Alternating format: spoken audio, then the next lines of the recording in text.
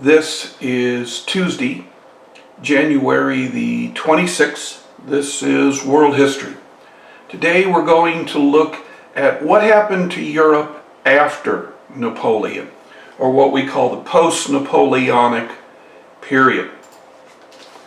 In the wake of the French Revolution and the Napoleonic Wars, Europe was in a state of change.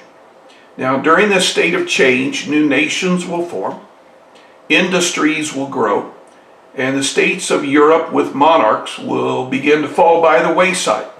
So it is a time of great change. We generally say that it starts in the 1820s, and we usually use the 1860s as our cutoff date. So, after the Napoleon's exile to Elba, the Congress of Vienna is called together. Now, there were monarchs all throughout Europe who felt that something had to be done. Monarchs had been replaced by the Napoleonic reign. The Congress met in hopes of trying to clear everything up.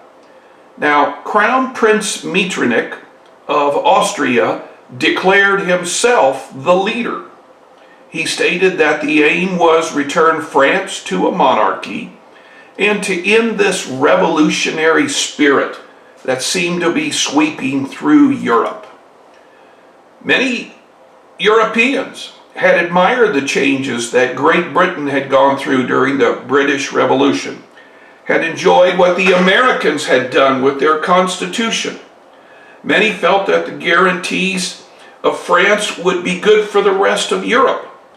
These people became known as liberals, people who wanted change. Those who agreed with Metternich, those who wanted to return to traditional values and traditional government with monarchs, those who felt that Europe was moving too far, too fast, were called conservatives. So as we look at the development of certain countries over the course of this time period, ask yourself, was this a liberal move or was this a conservative move? Now, the Congress of Vienna was way too big to operate on its own. So they broke into a small group called the Concert of Europe. Now, the Concert of Europe would be ruled by Russia, Austria, Prussia, and Great Britain. Now, notice France is not in here yet. Okay, so here is our map of Europe. Here is Great Britain. Here is Prussia. Here is Austria. And way over here is Russia. Now, each nation had its own designs on what it wanted to do. The question was, could all four of these countries work together? Could all of these four countries rule over the Congress of Vienna? That became the important task. The resolve of the concert was to end conflict before conflict could begin.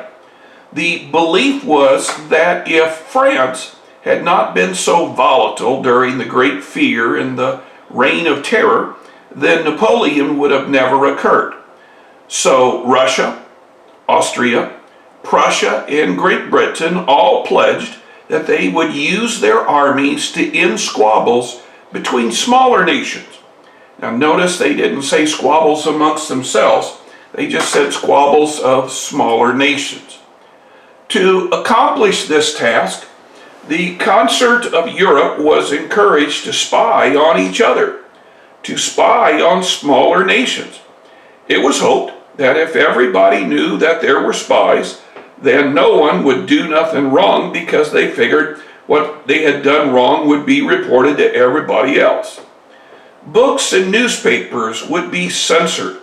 What they were to write would be controlled by the government. Individual freedoms would be repressed by the state. This would be freedom of religion, freedom of speech, freedom of assembly. things that we kind of take for granted here in America. The nations of the concert further agreed that none of the four nations would become so powerful they could destroy the others or destroy the others. So each country had a particular size of its army. Each country had a particular size of its navy. Now, of course, if the armies got too big or the navies got too big, well, then the spies would let it be known, oh, this country's got too big of an army, this country's got too big of a navy. This way, no country would have an advantage. Now, that's the thought. The concert agreed that if Prussia, Austria, Russia, or Great Britain wanted to expand, then it would have to expand on a different continent. Now, this would promote colonization and imperialism. And these are two of the units that we will be getting into after this one here is over. Well, again, we keep on hearing about Prussia, Austria, Russia, and Great Britain. But what about France? Well, we know that Napoleon was on Elba. Then he escaped and went to France. The Grand Army supported him. King Louis XVIII left. Napoleon will try to defeat the various countries of Europe one by one. He will lose at Waterloo and be exiled to St. Helena. The French would be represented at the Concert of Europe by Minister Talleyrand. And this is a picture of Mr. Talleyrand here. Talleyrand had negotiated what to do with Napoleon after Waterloo.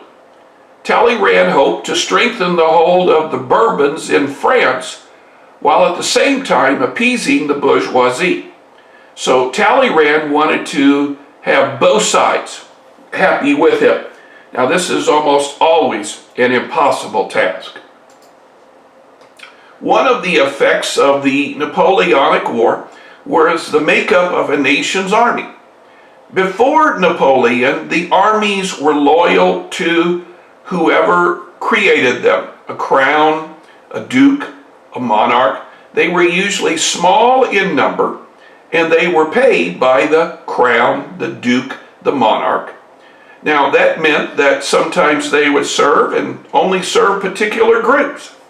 But under Napoleon, the bulk of the army was composed of people who'd fought for France. They were citizens and they were fighting for their country. This became quite popular in all the countries of Europe after Napoleon was exiled to St. Helena.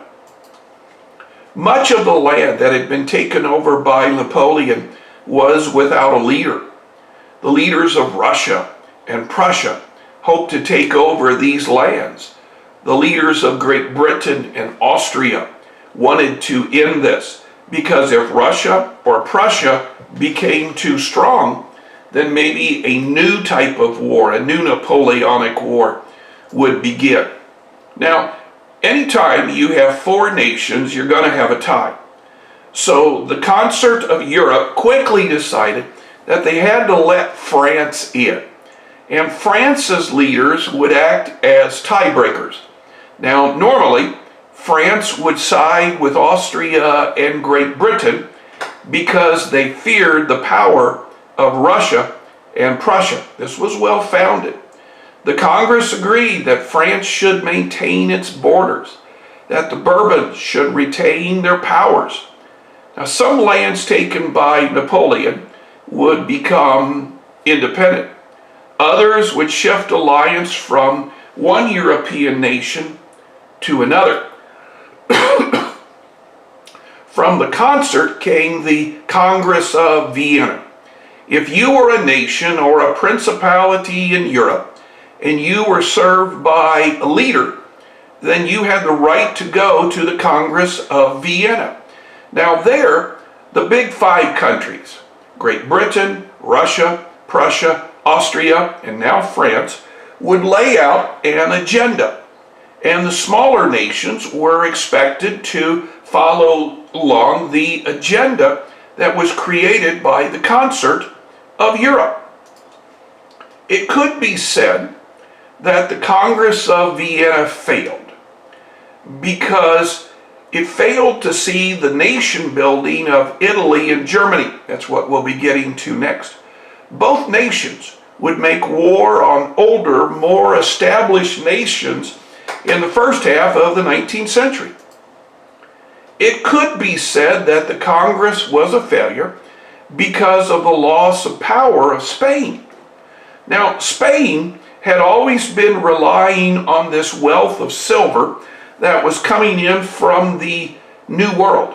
But the New Worlds are looking at America, looking at France, and they are beginning to revolt. Without this silver, Spain is going to lose the wealth it had depended upon and now becomes a minor nation. It could be said that the Congress was a failure because of the inability of the Bourbons to maintain power. Just as quickly as Louis XVIII comes to the throne, within a decade, the Bourbons will be overthrown again, never to rule France for the rest of time. But it could be said that the Congress was a success because between 1820 and 1860, there really were no wars in Europe to speak of. Now, between 1860 to 1880, that's a different story. So I think this would probably be a good place for us to stop and kind of soak in what is happening. Now, I have your papers graded. I have a couple of people who still have to make it up. And as soon as they make up the quiz from Monday, I'll be able to return them.